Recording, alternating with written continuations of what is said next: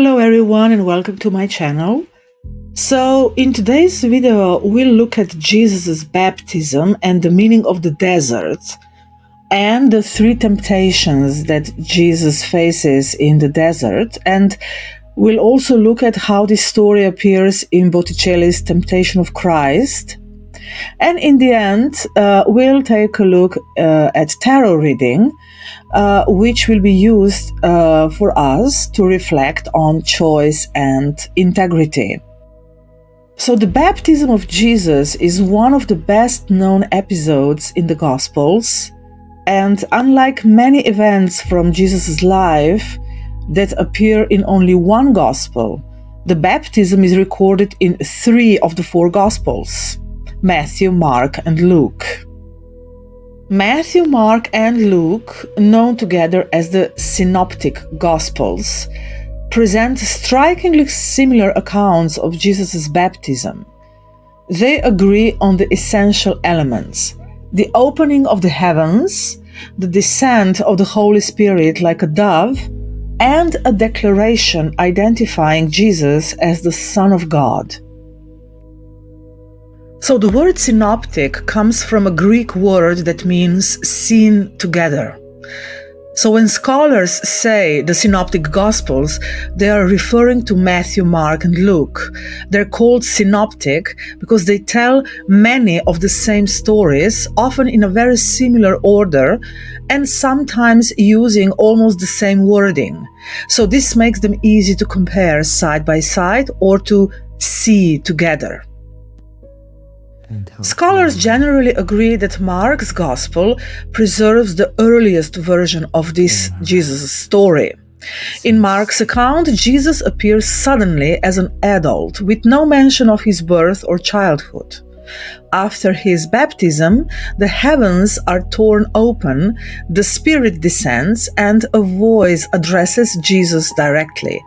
"You are my beloved Son, with you I am well pleased." And everything's This declaration comes before Jesus has done anything publicly. His identity is named first. His mission follows later. And after. Immediately after the baptism, the Gospels tell us something that is often unsettling. Then Jesus was led by the Spirit into the wilderness to be tempted by the devil. So Jesus does not wander into the desert by accident. He does not flee there. He is led there. And this raises serious theological question. Does God allow testing?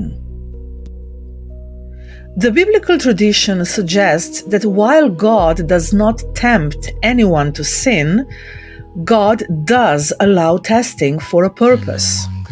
Jesus' time in the wilderness is not meant to see whether he will fail. It is meant to make clear what kind of Messiah he will be. The desert becomes the place where his mission is defined. The New Testament is careful on this point. Jesus is tempted, but he does not sin. Temptation itself is not failure. It is exposure. Jesus' experience in the wilderness serves as an example for those who follow him.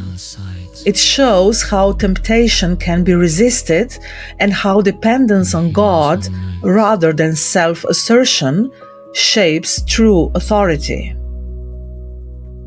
Many scholars understand the 3 temptations Jesus faces as representing the basic forms of human temptation, later summarized as the lust of the flesh, the lust of the eyes, and the pride of life. So let's talk about the first temptation. After 40 days of fasting, Jesus is hungry. The devil tempts him to turn stones into bread. This is not simply about food, it's about independent provision. It's about meeting one's own needs apart from trust in God. Jesus refuses. He chooses obedience and reliance on the Father rather than forcing his own solution. The second temptation invites Jesus to throw himself down from the temple and force God to intervene. This is the temptation of spiritual display, using power to prove identity and draw attention. Jesus refuses again, responding with Scripture. Faith, he shows, is not something to be demonstrated through spectacle or coercion. In the final temptation, Jesus is offered all the kingdoms of the world. It is authority without sacrifice, kingship without the cross. Jesus rejects this offer as well, affirming that only God is to be worshipped and served. So in each case, temptation offers a shortcut, and in each case, Jesus refuses. But to understand the temptations of Jesus, we need to understand the desert itself. The desert in the Bible is never just a backdrop. It is a place with meaning, memory, and purpose. Jesus does not go into the wilderness by accident. He is led there by the Spirit. This tells us something essential. The desert is not a punishment. It is not a mistake. It is a necessary threshold. The desert removes what normally supports us. There is no comfort, no distraction, no crowd, no role to hide behind. In the desert, there is only need, silence, and exposure. And this is why temptation appears there. Not because the desert is evil, but because it reveals what we rely on when nothing else remains. Jesus enters the desert with no followers, no miracles, no public identity. The declaration at the Jordan has been made, but it has not yet been lived. So the desert is where identity moves from words into reality. For instance, with the hunger, the Gospels emphasize that Jesus is hungry. This detail matters. Hunger is not symbolic here, it is real, and it grounds the story in the body. So the desert tests not only belief, but embodied trust. And this is where the first temptation strikes, precisely here. Use power to erase vulnerability.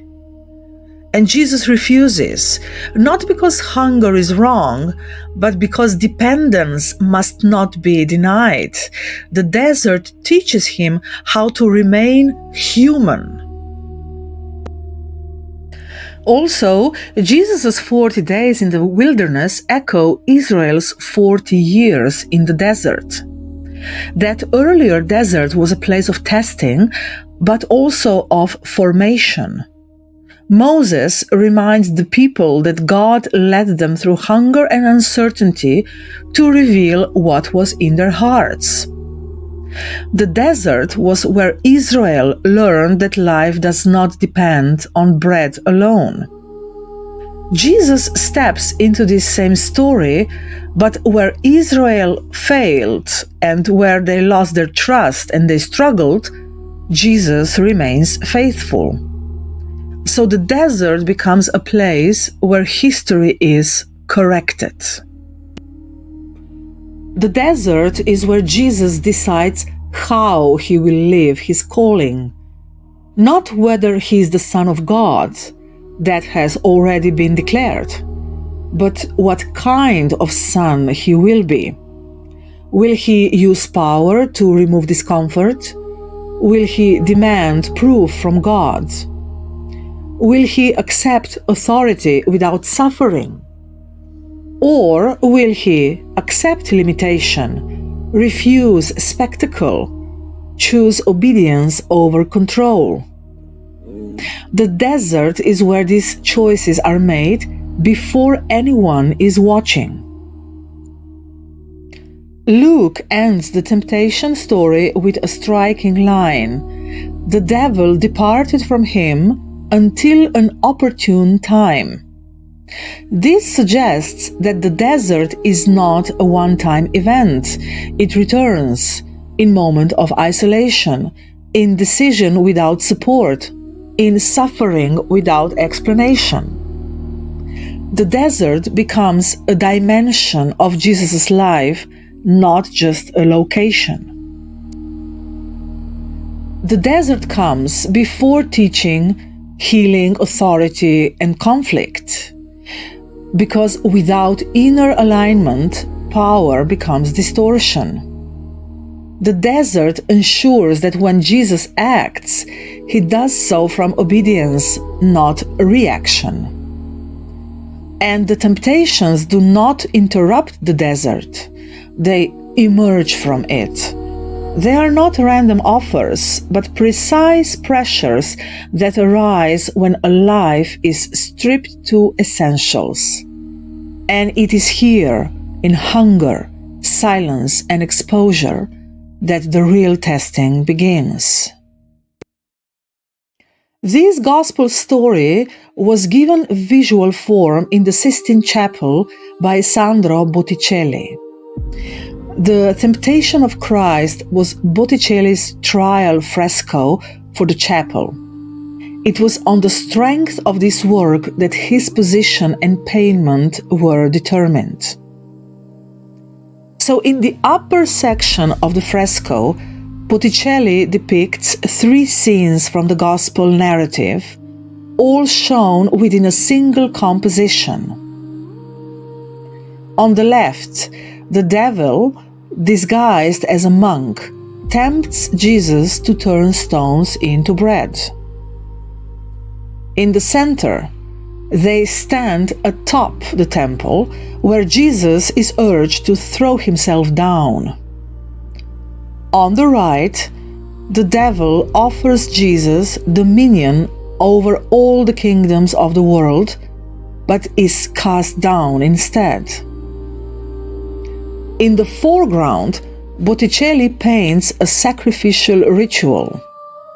The younger figure represents Christ, and the priestly figure represents Moses. This connects Jesus' refusal of temptation with obedience to divine law and continuity with Israel's tradition. The fresco is crowded with figures and action. Every detail contributes to the story. All 3 temptations are shown together, making it clear that Christ's resistance is complete. Evil is active and persuasive, but it fails each time. So now let's translate this story into symbolic language of tarot and oracles to reflect on inner orientation. So this is the spread, the refusal of shortcuts, and it's about reading the temptation through tarot. So in fact, the temptations of Jesus can be read as 3 archetypal pressures, like moments where power is tested.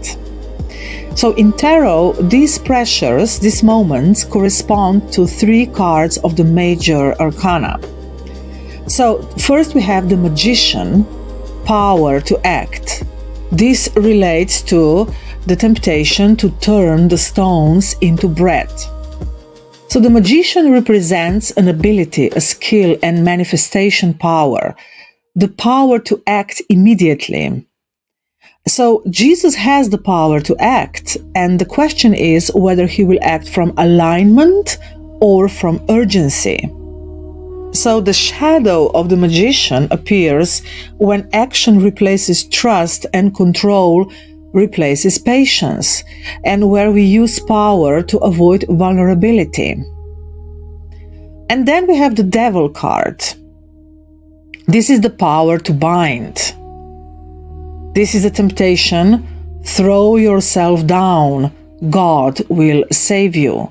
So the devil represents manipulation, distorted truth, and fear. And here, scripture shows that Jesus is pressured and tempted to demonstrate his spiritual powers. So this is about truth being used incorrectly.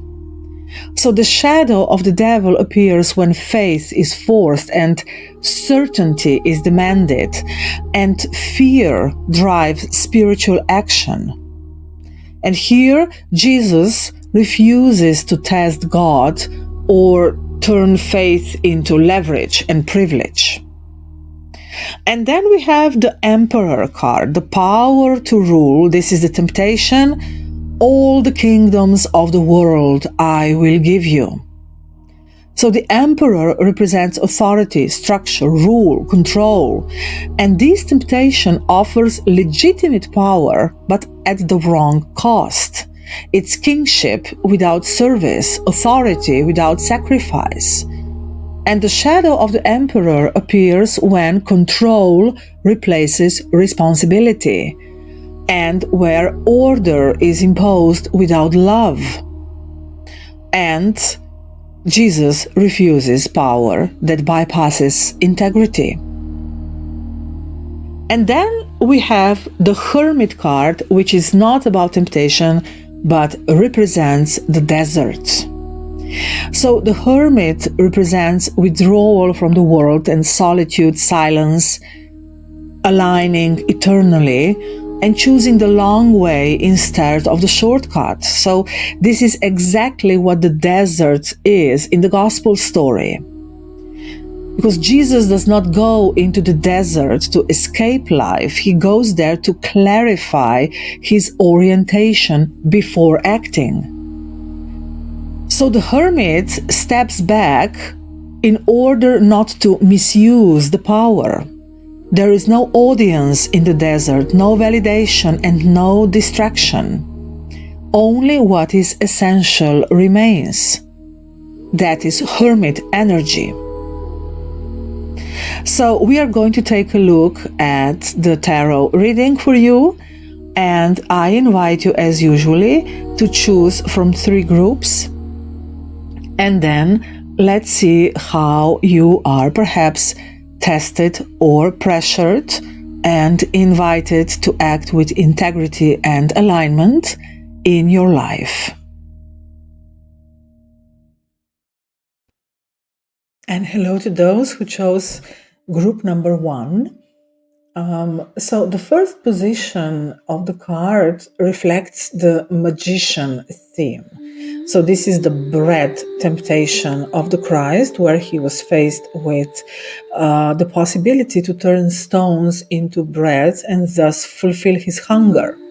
So if we take this into the tarot reading, this position is asking you what you are feeling pressured to do right now. So it's a kind of where you feel pressured to act or to use the magic or to create something. So we have 4 of Swords, which in this deck is also about the Kabbalistic symbols. So this card immediately says stop, pause, and step back. So it's about the pressure to recover clarity. Perhaps you've been thinking too much, weighing options too much, adjusting too much, and perhaps you feel guilty for not acting. But now action taken from this state would be misaligned. And we have the Yetzirah Hesed meaning on the card. This is from Kabbalistic correspondences. So Yetzirah is the world of formation. This is one of the 4 symbolic worlds in Kabbalah, and it represents the emotional and mental level. This is the world where thoughts take shape and intentions begin to form before action. So when we have a card placed in the Yetzirah world, it is saying this is not yet about doing, but it's about the inner state, about the mindset or emotional balance. So It pertains to how you're thinking, how you're processing things, how you are organizing things internally. And then we have the Hesed. This is a sephira. It's like a principle or a quality, which means generosity and expansion and giving, benevolence and openness. And it may be the impulse to give more, to say yes, just to keep things flowing. But of course, the shadow part is that we can give too much or overextend.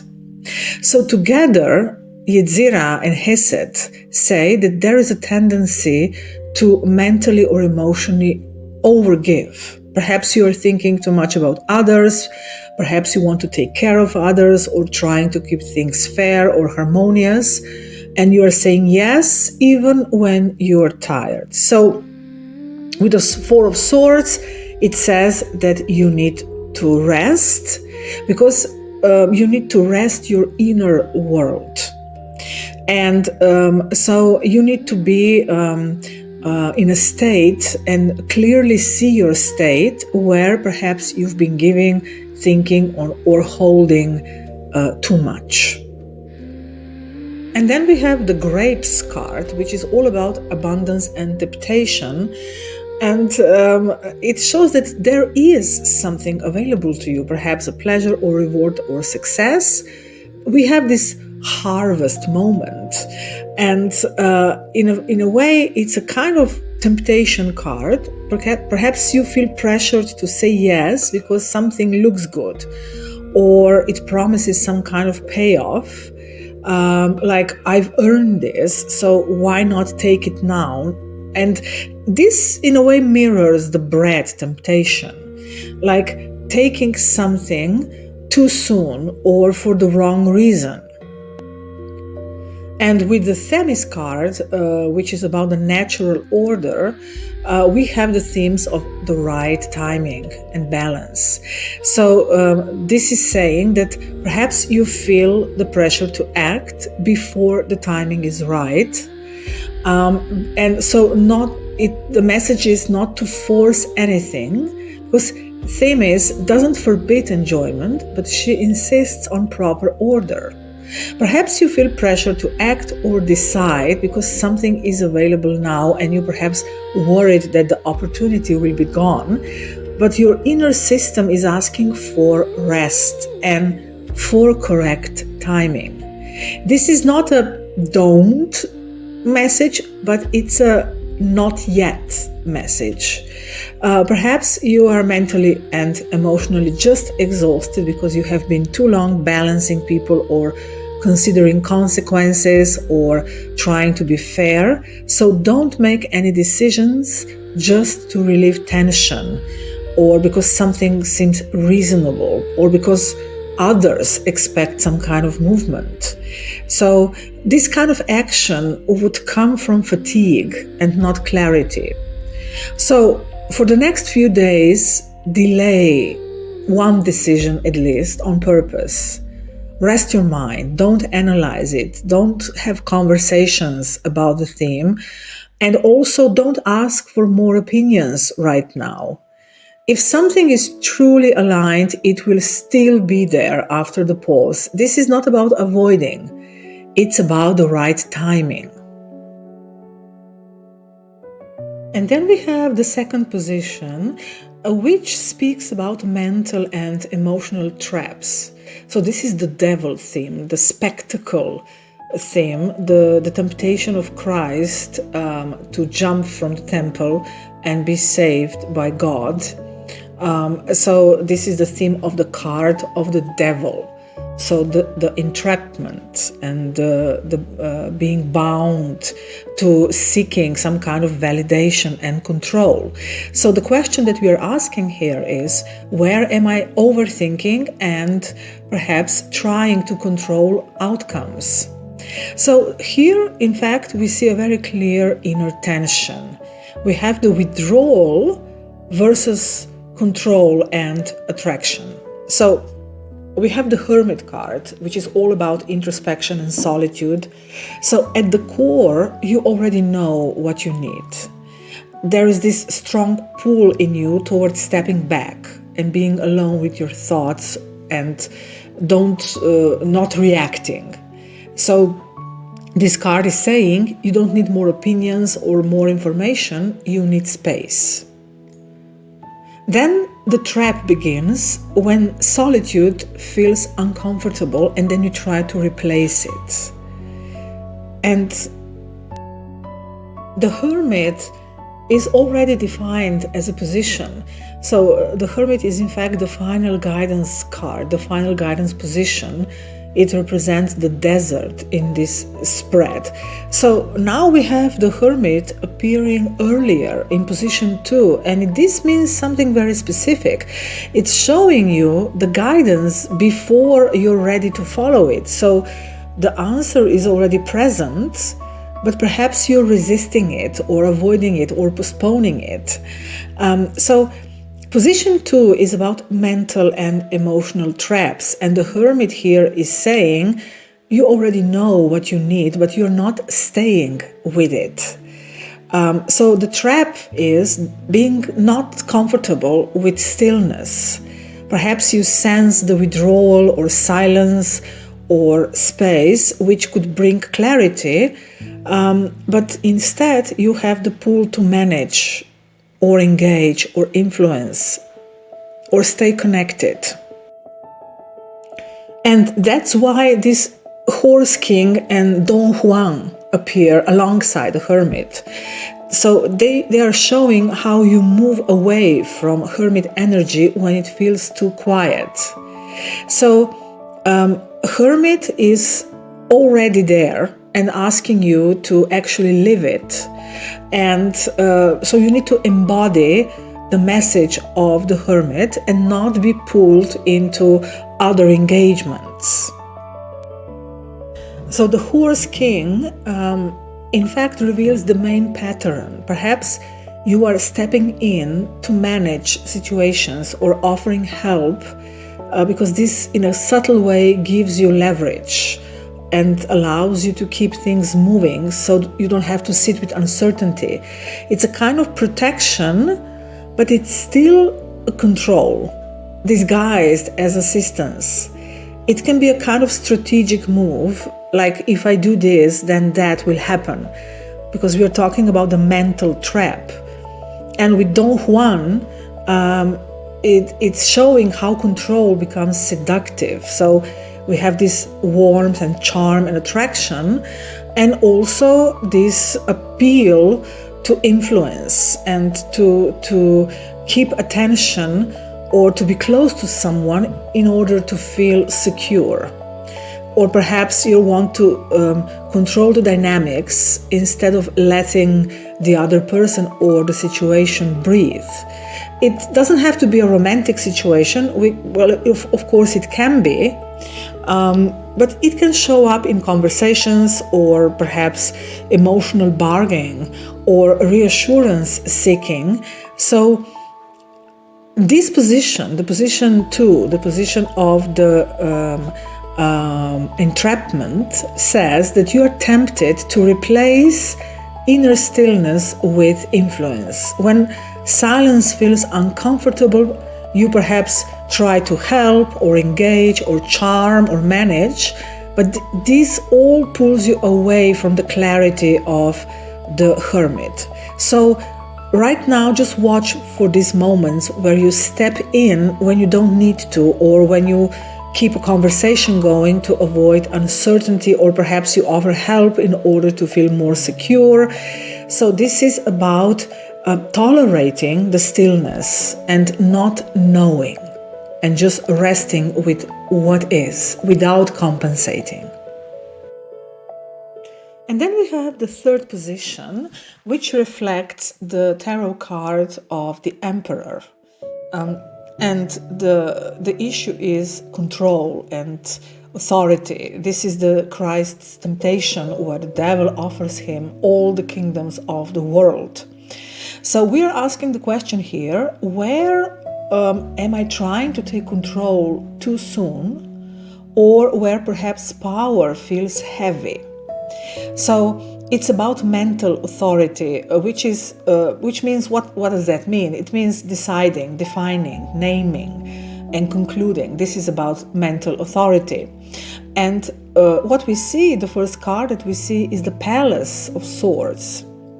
And of course, this card immediately brings us into the realm of the mind. So the Palace of Swords, it's not chaos. It's in fact, it can be too much structure, too many thoughts or conclusions, or too many narratives running at once. So perhaps the control is about trying or needing to understand everything, to define the situation, or trying to think your way through something that perhaps is not ready yet to be resolved. So this is authority through intellect, but it can become very rigid. So perhaps you feel like you need to figure this out, and that is in fact the pressure that you feel. And right next to it we have the Angel card, which is about guidance and protection, and this softens the Palace of Swords in a great deal. It's saying that you are not alone in this situation, even if it feels like you're carrying everything mentally by yourself, but it's showing that you should trust the guidance that doesn't come through overthinking, but it comes through intuition and timing and letting yourself be supported. So it's saying to you that you don't have to have control, that you can let go and allow support and the right timing and divine guidance even come to you. And then we have the third card, the Lovers, from the Keeper deck, which is in fact talking about commitments and relationships and also social consequences. So we had Don Juan card in the previous position, so this reading may truly pertain to someone who is struggling with some kind of relationship or a romantic situation where perhaps you are trying to maintain too much of control, or perhaps there is a lot of mistrust. And the issue of control is tied to a certain relationship dynamic, perhaps a partner or a family member even. So you may feel the pressure to take control or to manage the relationship, or just wanting to keep harmony, or wanting to avoid conflict or loss. So perhaps you're trying to think your way through a relational situation. Perhaps you're rehearsing conversations in your mind or anticipating reactions on, if I do this, what will the other person do, and this and that. So the angel is saying that there is support beyond your own strategies and guidance that comes from stepping back and trusting. So you don't have to manage the relationship alone. You need to allow things to happen, because relationships cannot be made and built on logic and control. So the relationships has to be constructed through honesty and clarity. And so now just stop trying to control how someone else will respond, or perhaps practicing conversations, and also stop trying to guarantee harmony and attraction. Just be clear about what you can offer, and also be very honest about what you cannot offer, and then allow the relationship to respond and evolve naturally. And then we have the fourth position, which is the last position, and it embodies the Hermit, which is about the guidance, the inner silence, the desert, where Jesus spent his 40 days. And the question we are asking is, what is the wisest next step? And we have the elemental of water. So guidance begins with softening, not pushing. So this is all about letting feelings move instead of controlling them, and also just allowing yourself to align with what is happening, because we have the elemental. So this means these basic elements of life need to reorganize, and they are going to do that with the power of water, with the power of allowing and letting the flow take its course and listening to very subtle signals. So it is coming from not fixing or deciding, but from cleansing and allowing. So, and also creating space for this to happen. And then, of course, we also have, this is the as above deck. And here water comes before will. So this is not aligning something with the power of will, even though the next card that we see is the card of will. But first we have to align through water, through allowing, through softness, through gentleness, and then we will come to the will. So the wheel card, it's all about self-control and direction. And this is saying that you are choosing to deliberately direct energies in a certain way, in this case, into the hermit energy. So you are holding steady and not forcing any kind of movement. So we see the turtle, and she's very slow and grounded and protected. So now your strength is in measured movement, not speed. So be very conscious about the situation, make very conscious steps, and assert a lot of self-control. So don't try to explain yourself or justify yourself or control the outcome with words. Keep your speech to minimum and be very, very attuned to the right timing. So this is about slow and deliberate, purposeful speech and expression. And so perhaps you need to withdraw before truth can come out, or you have to remain silent, and this will bring clarity that then can be expressed with authority. And then we have a very significant card saying the end is also the beginning. So something is closing naturally, perhaps a phase or a dynamic in a way that you relate or think. It's not really about a dramatic end, so there is no need to define it in any kind of sharp way. Just allow it to complete by itself. And so the card is about endings and beginnings. So it doesn't mean that a certain relationship or situation is permanently being discarded, but you are definitely stepping into a new phase.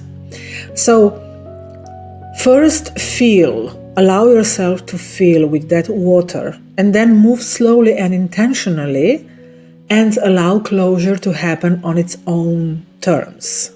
This is what the hermit is inviting you to do, and to align without interfering. So over the next period, don't initiate any major conversations prematurely, or don't rush to define situation, or don't override emotional signals with logic.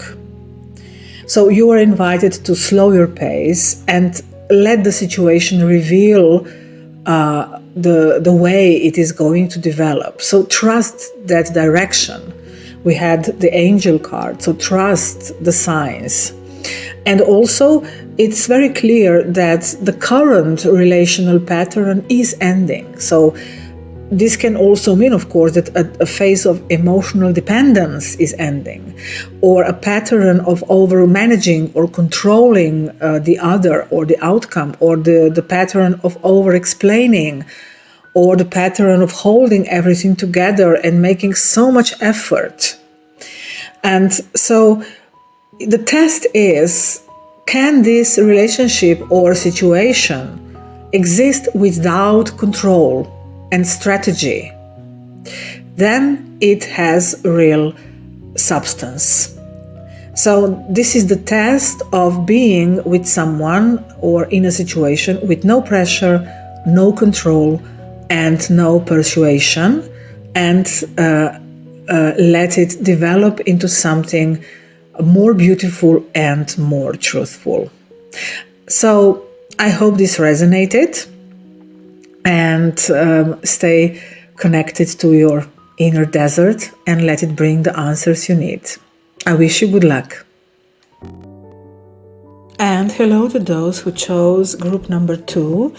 So we begin with the first position, which is about the pressure and the pressure for action. This relates to the Magician card, which reflects the Jesus' temptation to turn stones into bread and thus survive in the desert. So the question that we're asking is what you are feeling pressured to do right now. And here, in fact, we have a very clear and inward-focused message. So the pressure is not to do more, but it's to withdraw. Because we have the Hermit card. We begin the position with the Hermit card, which relates to the Virgo. And this is about needing space. So not avoiding or isolating yourself, but kind of intentionally withdrawing. So perhaps you have been feeling pushed by circumstances or people to explain yourself or to decide something or just be available. But everything inside of you is asking for quiet and silence and discernment. And this relates to the Virgo. The Virgo element is all about, the Virgo sign is all about the earth element, a very practical and kind of humble sign. The Virgo is like a servant.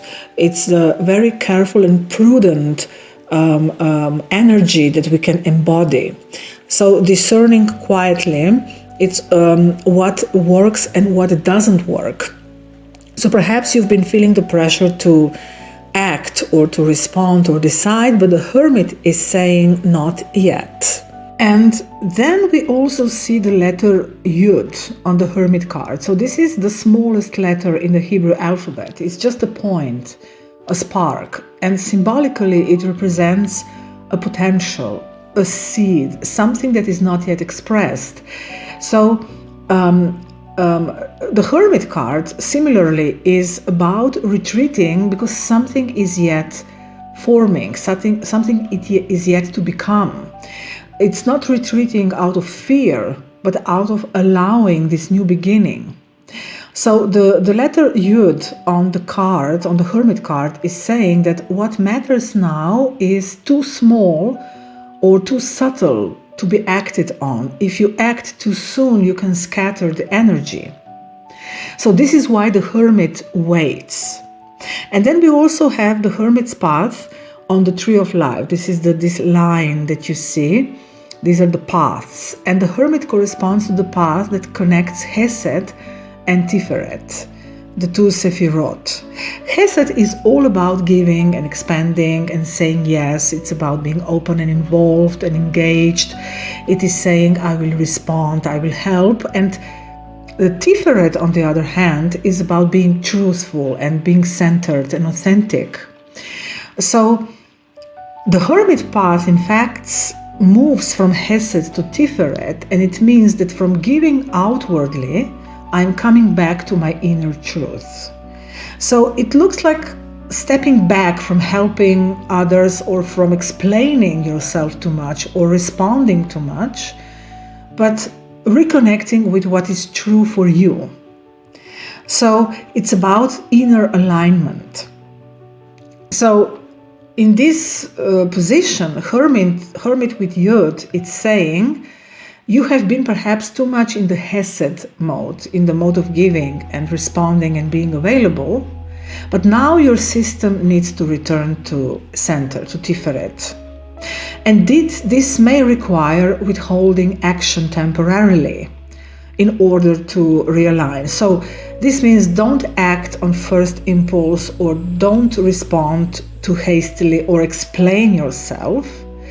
Just allow yourself to be this spark and things to be in a seed and in a potential. And what is significant also is that the Hermit card appears both at the beginning of this reading and as the final guidance, because the final position, the fourth position of our spread, is in fact the Hermit card, representing the desert, our inner world. So this is telling us that this instinct to step back and to reflect is already present. And that in fact you just have to trust this pause and this reflection. So it is like that you are already in the correct response. You already know what to do. So you are in fact already in the solution position.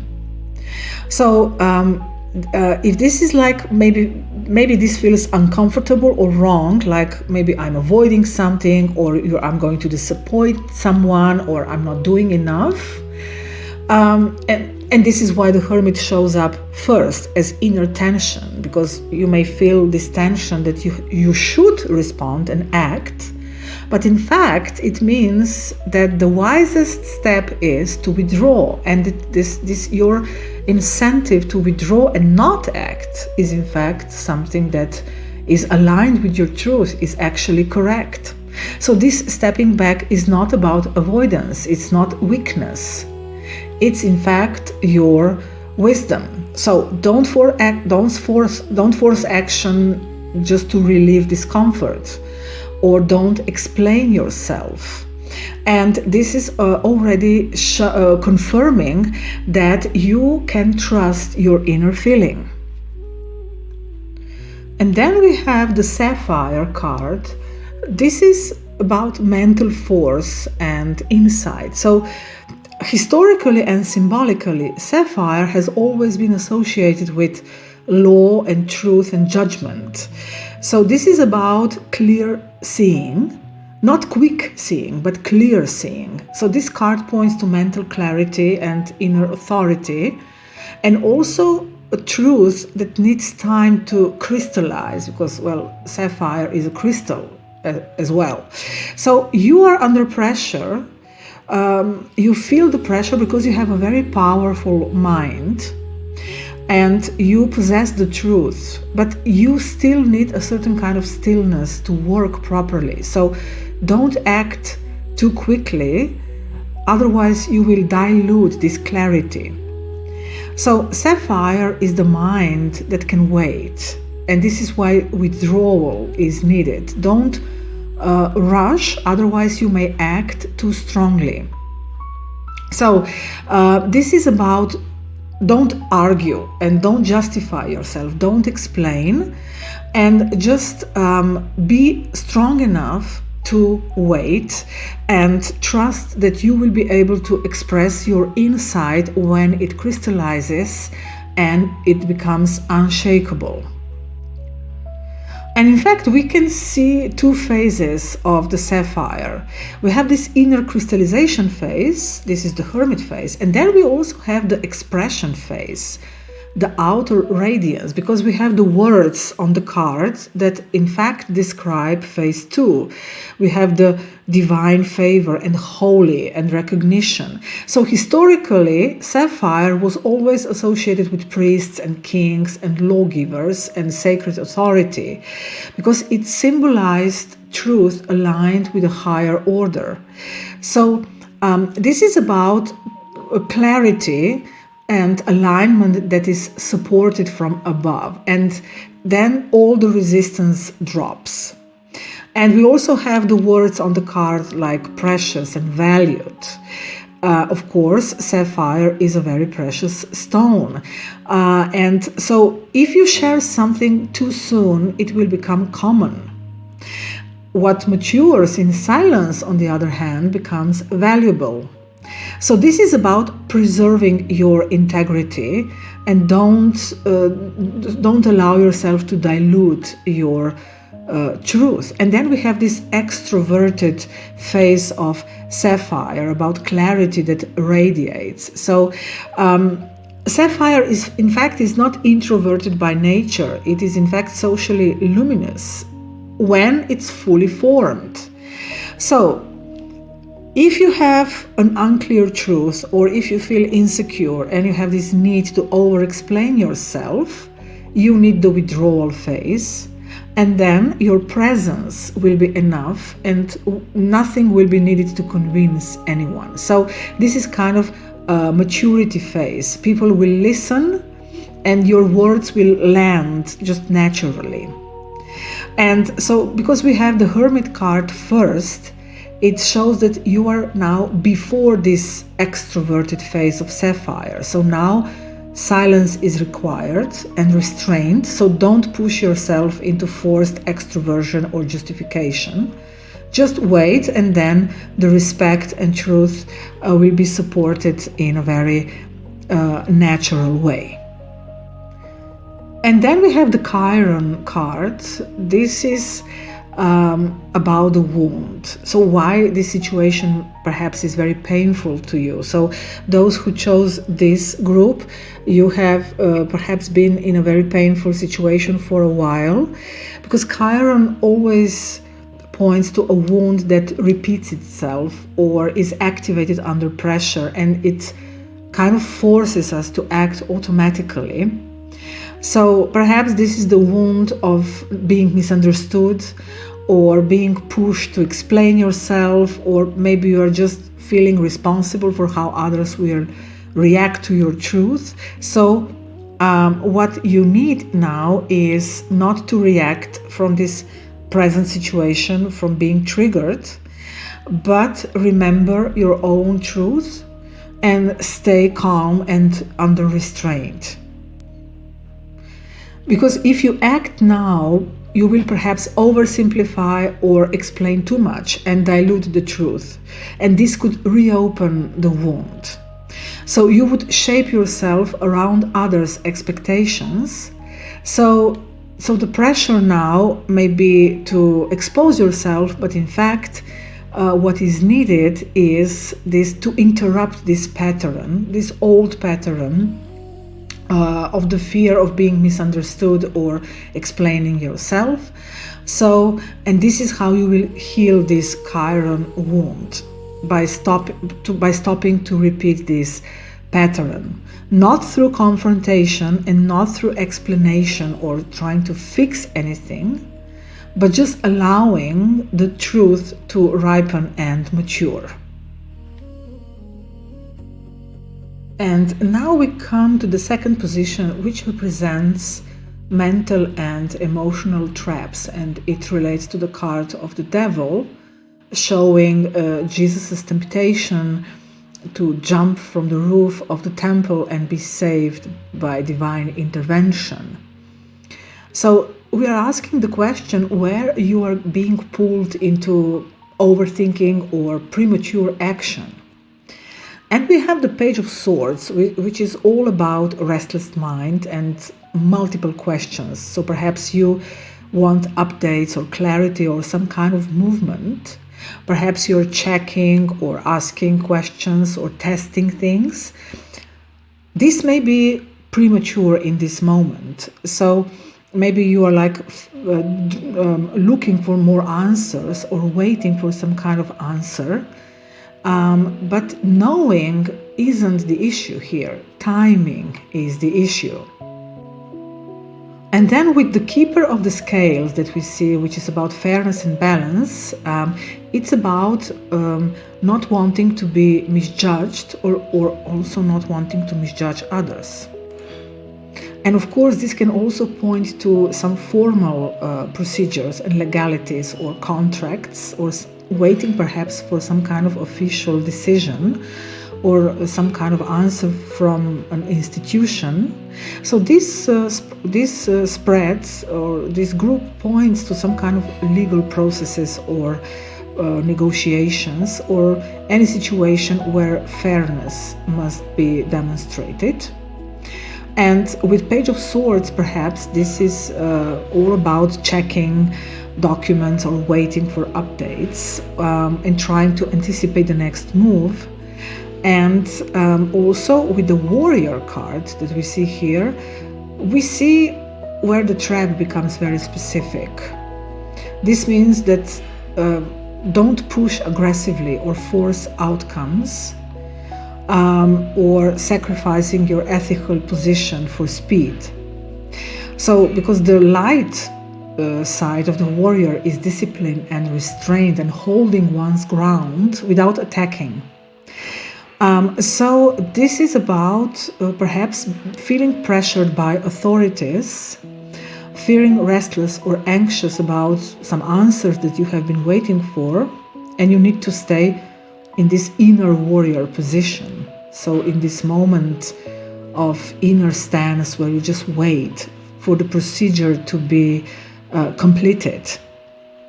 And also don't trying to push anything. So here we have a system that moves slowly, formally, and this creates mental pressure for you.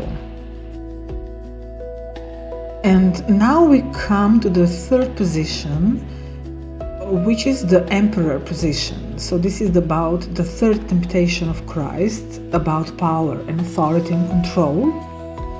So this is when Jesus is shown all the kingdoms of the world and offer authority and power. And so this is the temptation of the emperor archetype, so worldly authority and control over outcomes. So the first card that we see is the Fool, which pertains to Uranus and the Hebrew letter Aleph. So the Uranus element is all about radical freedom.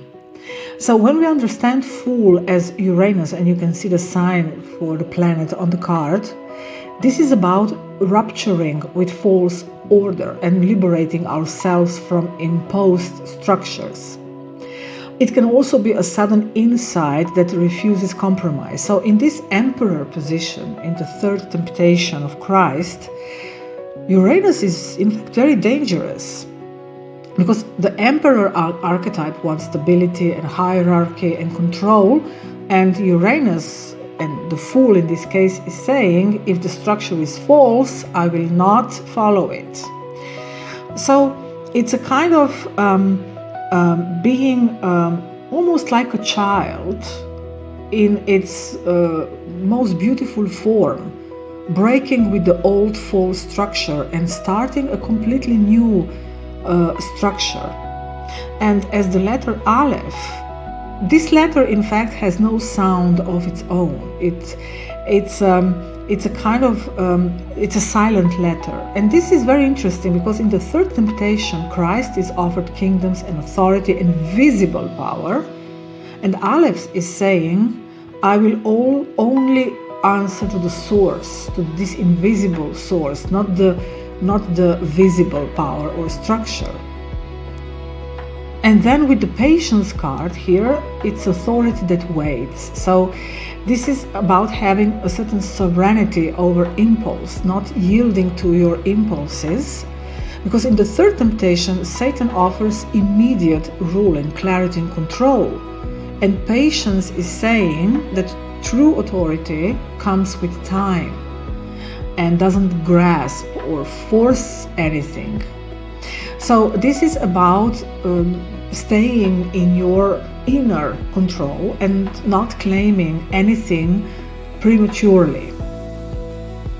With the Fool card, it may also be that someone perhaps is underestimating you, because the Fool can be like a reflection that others think that you are naive because you didn't assert your power, or someone is assuming that you are too childlike to push back, or that you will not be able to navigate your way in the hierarchy.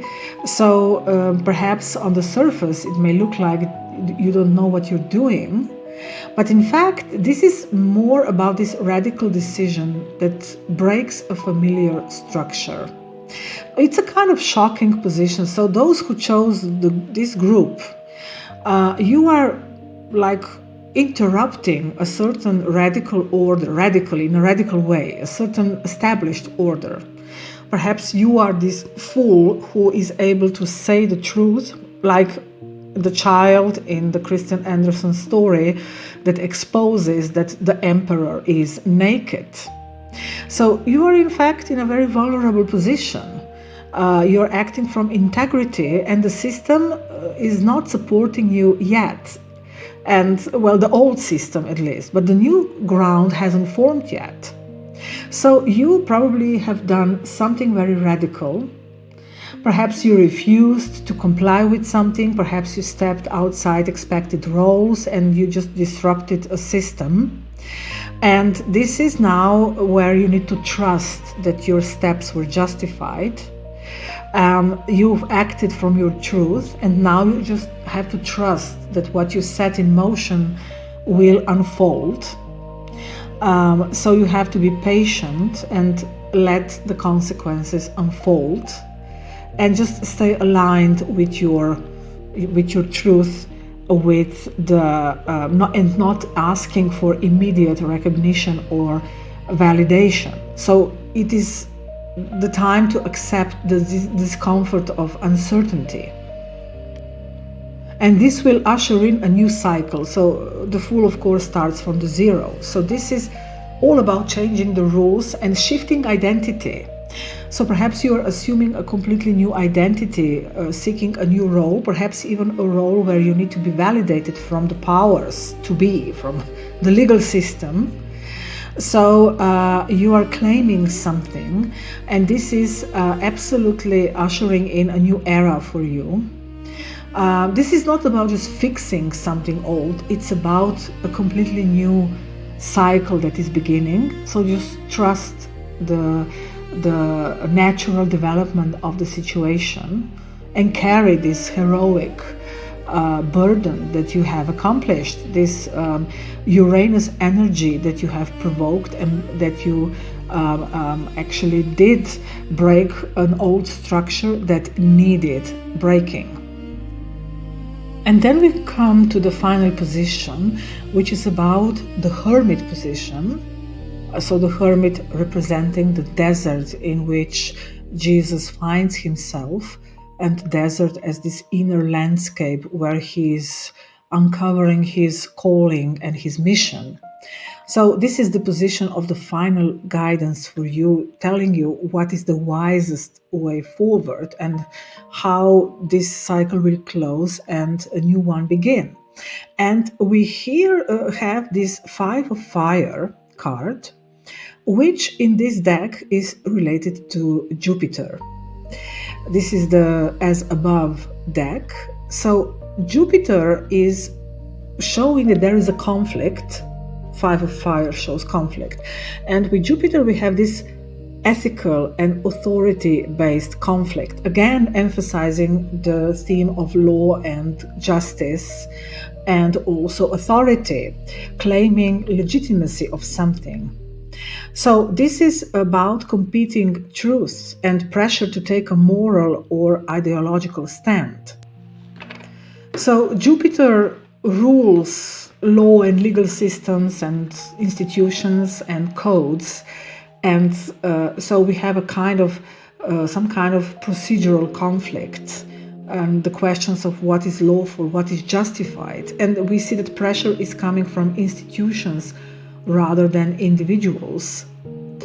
And yes, Jupiter promises justice. It rewards correct conduct and patience. It does not reward force or manipulation or impatience. So in this Hermit position, it's saying, if you don't violate your integrity, if you're patient, if you align with your truth, the larger order will realign as well in your favor. And with the Possessions card, we have that what is truly yours cannot be taken by process alone, and what is rightfully yours, what rightfully belongs to you, will be given to you. So whatever is true and right for you is yours to keep. And with the Mercy card, this is a very subtle concept. So mercy is not a legal concept. It's, in fact, in many traditions, also biblical ones, it's justice that establishes order, but mercy restores relationship. So mercy indicates here leniency and humane treatment and kindness. So you will be treated in a humane way, in a kind way, and So with these dealings with officials and legalities or institutions, there is a certain conflict that we see in the Five of Fire. You should not force it or escalate it, but you will not lose what is yours, and the outcome will be just and also gentle and very humane. So you can be assured that this situation is developing in a beautiful way. What is rightfully yours will remain yours, and you will be treated with kindness and not punishment. So I hope this resonated, and I wish you good luck. And hello to those who chose group number 3. So in the first position, we are talking about the first temptation of Christ. This reflects the major arcana of the magician.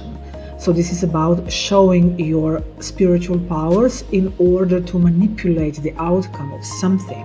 And the first temptation of Christ was in fact about survival, and so it was about turning the stones into bread, because Jesus was hungry in the desert. So this is like, if you are the Son of God, then turn these stones into bread. And this temptation is about solving discomfort immediately. So use power to end hunger or even tension and uncertainty.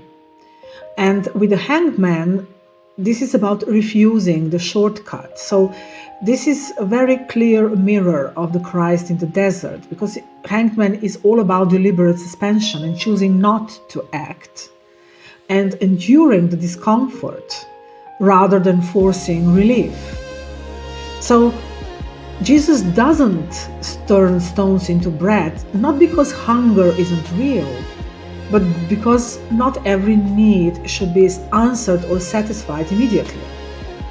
So with the Hanged Man, this is about trusting this higher vision, higher timing, and it's like allowing things to be rather than sorting them out altogether immediately. And just about practicing patience for then long-term gaining something. So the temptation here is about premature problem solving. And Hanged Man is related to the water element, and water is not about action, it's more about containing and receiving and enduring. So water is saying, stay with the feeling instead of fixing it. And in this first temptation, of course, the hunger is real. But water says not every sensation needs an instant response. So Jesus is hungry, but he does not act from hunger. And this is the mastery of water. So to hold the discomfort, to endure it.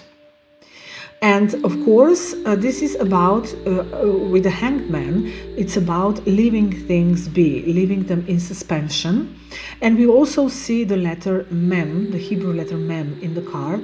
So Mem is about water. It's also a womb or a gestation period. So in Kabbalah, Mem represents something larger than you, some kind of outcome that is not yet visible. And it asks you to trust before things are manifested. So this first temptation is asking you, can you trust when you feel deprived? So this is about allowing this passive kind of suspended state. And the Hanged Man, of course, is also he's suspended upside down. And upside down also means that instincts are reversed and that reaction is delayed. So perhaps your instinct is to act, but in fact turn it upside down and don't react. This is not about weakness, but it's about discipline of your nervous system. And then we have this yarn card, this mess of interconnection. So the yarn card shows this experience of temptation, of experiencing perhaps complications, or there are many parts or things tangled together, and perhaps you feel this urge to sort it all out. Perhaps like feeling that I just need to do something, anything, to calm down this mess. But Yarn is also saying that this situation is so interconnected that pulling one thread too soon may tighten the knot instead of releasing it. So patience is required, and the temptation perhaps is to just jump into solving the problem, but this may be simply premature. And then we have the final card in this position, which is Rhea. This is the mother goddess who was protecting her children from being devoured by Cronus. So he was the god of time and authority that was consuming, that was not allowing his children to grow and survive. So Rhea, she couldn't defeat Cronus by force, and so she did something very different. She withheld the child, in this case Zeus, and hid it from his father Cronus. So she didn't confront Cronus, but she concealed the child, and she substituted Zeus with a stone. So Cronus in fact swallowed a stone. So she protected her child through non-engagement, not with arguing or fighting, but just simply removing her vulnerable child from harm. So this is the temptation perhaps to expose power too early, or to use your ability to end discomfort immediately. But when this card appears, Rhea, it says you don't need to fix the situation immediately. So don't prove anything, you don't need to prove any capacity, or you don't need to prove your worth or satisfy any pressures. Just you're protecting the situation with non-engaging. And then we have the second position, which represents the second temptation of Christ, which is about display of your spiritual powers. So like jump from the temple, from the roof of the temple, and God will protect you. So this is about testing God and demonstrating the spiritual power, like demonstrating your trust. And we have the Hanged Man card again, which is very interesting. And then, of course, the Rainbow Prince and the Child magical card. So if you are the Son of God, throw yourself down. This is about proving faith through spectacle or forcing some kind of divine sign. But the Hanged Man is all about trust that doesn't need demonstration. So the suspension that the Hanged Man represents is about restraint, not putting yourself to unnecessary tests or to test God. It's a kind of humbleness card here, so you can definitely suspend your powers. Again, it is emphasizing the need not to act or not to react, not to show off your powers or control, but to keep the trust and faith. And this position, especially with this Rainbow Prince and with the Child, is saying that what you want is coming. So you are going to receive your treasure, but it is coming through trust, not demand. So this is about perhaps something being delayed, but not denied. And in order to receive something, you need to surrender to the situation, or perhaps surrender to the divine timing, or just wait. So there is absolutely no need to jump or prove or force anything. And with the Rainbow Prince that we see here, the treasure is real. So the card is very literal here. It speaks of a kind of compensation or reward after perseverance or after a long period of hassle and trouble, which were also depicted in the first position with that Yarn card. And we have 2 times Hanged Man, reflecting difficult situations, because the Hanged Man can be a very difficult card. It can really be also a card of punishment. So this is like not real punishment, but perhaps feeling like we are being punished for something. But in fact, what is happening, that something meaningful is arriving after this period of hassle and waiting and pressure. So the treasure is coming when we demonstrate this patience and trust. So this can be mostly about timing. Perhaps you need to wait for something a little longer. And with the child magical, we have this beautiful new beginning, a new hope and a fresh start, and definitely a lighter beginning than what was coming before. So your heart can reopen through trust. And also what is important perhaps is to notice that in the first position we have the Rhea card, Rhea or Rhea, the Greek goddess, the mother, and here we have the child. So perhaps you need to protect literally a child, or a situation involves motherhood or children. If this is the case, just wait for the resolution and trust that your child, or perhaps a child in a symbolical meaning like a new beginning or a fresh start in your life, or perhaps you as a child, will be protected, and you don't need to do something about it. You've done enough. Now you just need to wait. So whatever you want will be received, and you will be protected. And whatever the case with the motherhood or children or parenthood, or just protecting your own new ideas or projects, you can trust that they're being protected. So keep the faith. You don't need to jump from the roof to show it, but just allow yourself to receive it, to endure it, and trust the divine timing. And then we have the third position, which is about the third temptation. This is the temptation reflected in the major arcana of the Emperor. So it's about authority and power. And we have quite interesting cards here. We have King of Swords, Coffin, and Official Person, which kind of reflects the King of Swords. So the third temptation is about authority and rule, and the offer of the devil to Jesus to control, to have all the kingdoms of the world under his rule, without the truth and without the cross, so without the faith.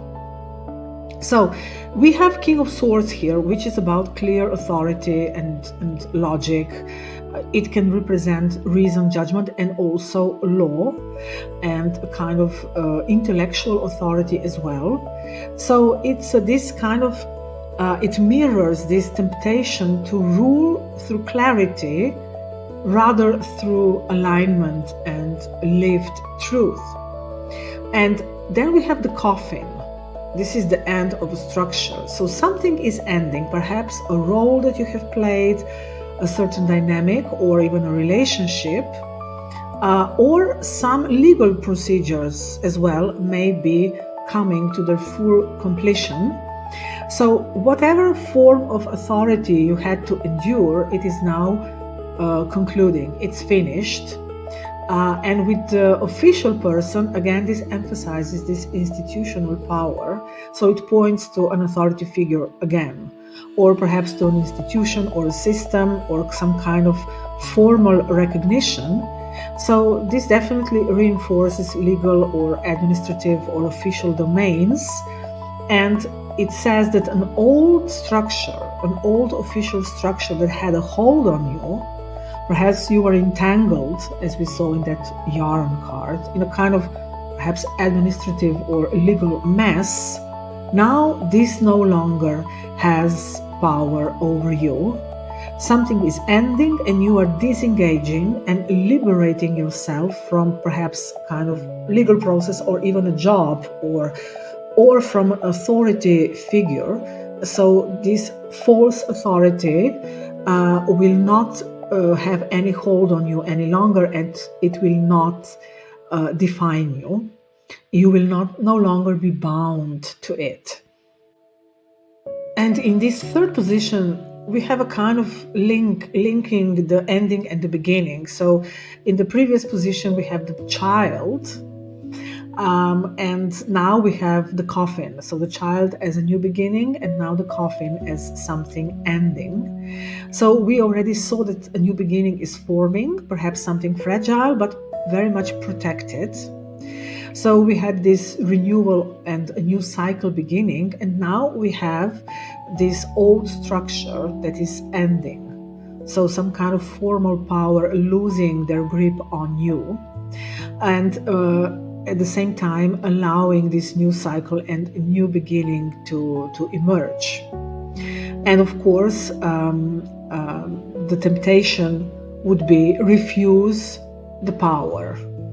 So refuse any powers that holds you or binds you to the past. So don't cling to old structures. Trust that something new is being born, a new chapter is opening, or some kind of a new path opening in any kind of dealings with official authorities. And you can also trust that you will certainly be protected and you are receiving the treasure that you've been seeking. And then we have the final position, which represents the desert, and it reflects the major arcana Hermit card. So basically the desert and the hermit are the same archetype. So they are like, the desert is about deliberate removal from society or of any kind of excessive things. So there is no distraction, no comfort to lean on in desert. There is no noise, no audience. It represents the state where nothing is given from the outside and everything must come from within. So that's why prophets and mystics and initiates always go there, like Moses, Elijah, or John the Baptist, and Jesus. Because the desert strips life down to what is essential. So, and the hermit, so this corresponds to the hermit major arcana, is in fact the desert internalized. So he steps out of social pressure and reacting to things, and he seeks clarity. And in fact, in the desert, in that silence of the desert, it is revealed what is real. So with time, all the illusions collapse and any false solutions are exposed. So with this final position, we are taking a look into your inner desert, telling you where you are meant to just relax, not push, not explain, not fight, but just step back and observe. So we have 7 of water, presence and simplicity for the cards. So 7 of water is all about testing our illusions and confusion. So it may be about too many possibilities. It's a kind of emotional mirage, 7 of water, which really goes well with the desert, where we can see the mirage of the water, which is not real. So number 7 is a very active kind of number, and it's also a number of challenges. And here we can have this challenge to move through hopes and fears and not knowing what is real anymore. And here the position of the hermit, and we know that the hermit holds his lantern, his light in the hand. This position is asking us to clearly see through the confusion, and perhaps there is just too much inner imagery. So when we are in the desert, we are exposing our images, our imagery, and or perhaps just seeing clearly our mind where it wants to invent solutions, or kind of trying to survive by desires and inventing solutions. So this card in the hermit position is saying you're being removed from illusion. So don't chase emotional images, but allow clarity to come. And you need to step away from any kind of emotional confusion or trying to interpret everything. Also, don't act on fear and hope alone or on fantasy.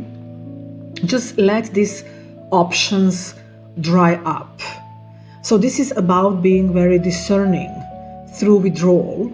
So don't think, don't choose, don't ask or force, just wait. And then we have also the presence and simplicity card. Just stay present and simplify. Do not do anything which is not really necessary, and what is real will remain, and what is illusion will fade. So this situation, this position actually promises you that your situation will clarify, and whatever false things were floating around, whatever was not true is going to fall away on its own. So there is no need to move, no need to chase, no need to decide or assume. Just let time filter truth from illusion.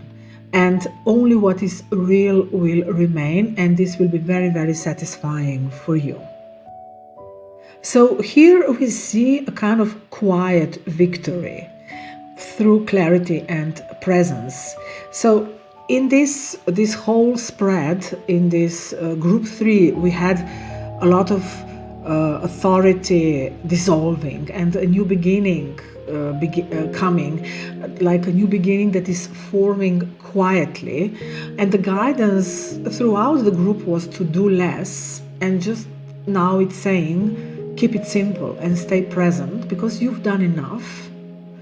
And so there is no need to confront or explain. You've done enough of that.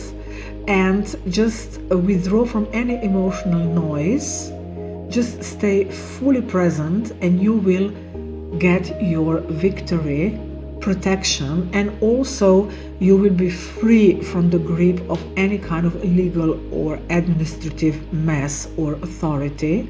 And this will happen just on its own. So just trust the process. Don't be tempted into reacting, but allow this quiet victory and treasure to come to you. So I hope this resonated, and I wish you good luck.